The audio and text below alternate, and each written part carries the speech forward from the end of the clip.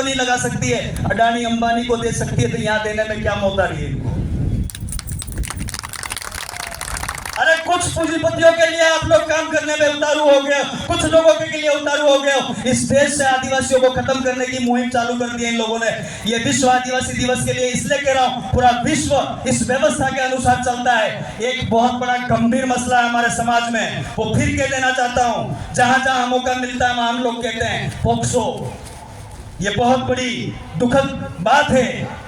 प्रशासन के भी साथियों को अवगत करा देना चाहता हूं, राजी खुशी साथ में जाते हैं, 5 लाख की लालच में वकील, 5 लाख की लालच प्रशासन के अधिकारी उस बेटी के और उस बेटी के द्वारा बेटे के खिलाफ मुकदमा दर्ज करा देते हैं। वो जाता तो 16-17 साल का है, जब वो बाहर आता है तब उसकी उम्र 36 से 40 साल के आसपास हो जाती है। वो मेरी उम्र का होकर के बाहर आएगा। साथियों, सोचने का वक्त आ गया है। ये जितने भी मसले हैं वहां उस पंडाल के अंदर कमेटी व्यवस्था के कमेटी बैठे हुए हैं, उनसे जाकर के संपर्क करके गांव के वडीलों से, गांव के रिटायरमेंट कर्मचारियों से आप मिलकर के काम करें। एक लाश पत्थरबाजी का जो मामला है, यहाँ जितने बैठे हो, यहाँ जितने कर्मचारी आए हो, जितने कमेटी आए हो, जितने नेता आए हो, उन सब की जिम्मेदारी बनती है अपनी अपनी पंचायत में 10 लोगों की ऐसी टीम बनाए जो रात के अंदर गश्त लगाए। और ये पत्थर मारने वाले किसी के सगे नहीं है, वो देख के नहीं मारते कि ये आदिवासी है, ब्राह्मण है, ये राजपूत है, ये बढ़िया है। वो लूट मार करने के लिए, उसकी आकांक्षा को पूरा करने के लिए, उसी बात को जोड़ते हुए मैं मेरी लास्ट बात कहना चाहूंगा। सरकार बहुत सारी स्कीमें देती है, पंचायत के माध्यम से, प्रधान कोटे से, एमएलए कोटे से, सांसद कोटे से बहुत सारी स्कीम्स देती है। फ्री की रेवड़ी बढ़ती है, ऐसा पिछले चुनाव में चला। अगर देना ही चाहती है सरकार, अनाज तो हम पकाने वाले लोग हैं, खाने वाले लोग हैं। अगर देना ही है, हर घर में एक बेटा पड़ा हुआ है, हर घर में एक बेटी पड़ी हुई है, उसको नौकरी दे दीजिए बिना कंपटीशन के।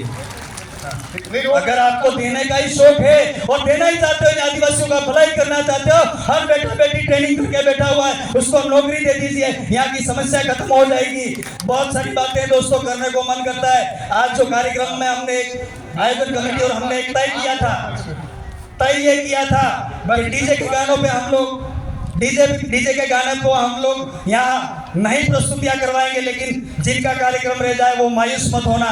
अक्टूबर महीने के अंदर बेंडका के अंदर कार्यक्रम है, वहां हम रात्रि कार्यक्रम में सारे सांस्कृतिक कार्यक्रमों को मौका दे देंगे, इसलिए आप निराश नहीं हुए। लास्ट एक और बात है, आज से ये प्रण करके जाइएगा, जो भी मेरी बेटियां बेटे और बड़े बेटे, बड़ों का सम्मान करिएगा। ये आपका अंकल है, ये आपका बड़ा भाई है, इस व्यवस्था पे चलोगे, सम्मान करोगे, सामूहिक परिवार में रहना है, दादा दादी के साथ रहना है, काका काकी के साथ रहना है, बाबा भाभी के साथ रहना है, उनकी बात को मानना है। और सरकारों को ये अवगत करा देना चाहता हूँ, कारवां धीरे धीरे बढ़ रहा है, दे दीजिए जो देना चाहते हो।